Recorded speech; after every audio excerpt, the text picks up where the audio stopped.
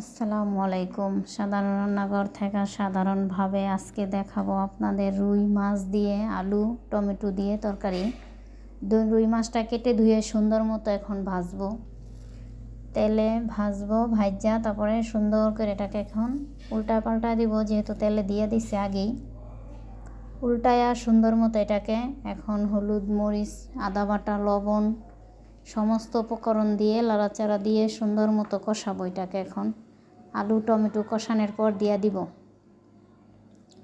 তো আজকে পুষ্করণীর থেকে ধরা টাটকা মাছ এরকম সুন্দর করে কাঁচা দুইটা কষাই দিলাম আলুর সাথে। গরম পানি দিয়া তরকারিটা এখন দিয়া ঢেকে দিব। তো এখন মাছটিও দিয়া দিব, মাছটি দিয়ে একটু হসপাতাও দিয়ে দিব, আস্তে আস্তে সুন্দর হয়ে যাব। তো দেখতে দেখতে আমার তরকারিটা হয়েই গেল। রান্নাটা যদি ভালো লাগে লাইক শেয়ার ও সাবস্ক্রাইব করবেন আমার চ্যানেলটা। সবাইরে অসংখ্য ধন্যবাদ।